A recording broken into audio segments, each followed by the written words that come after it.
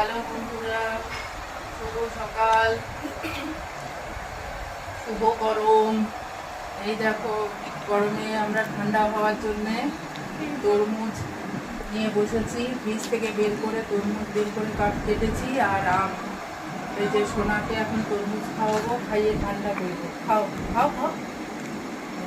সোনা কেমন ভালো খেতে? এই দেখো তরমুজ খাচ্ছে আর এই যে আম। আমটা কেমন কে জানে, এখনো তো আম মিষ্টি হয়নি, তবে হিমসাগর আম। দেখা যাক কেমন হয়, সোনা খেয়ে বলবে।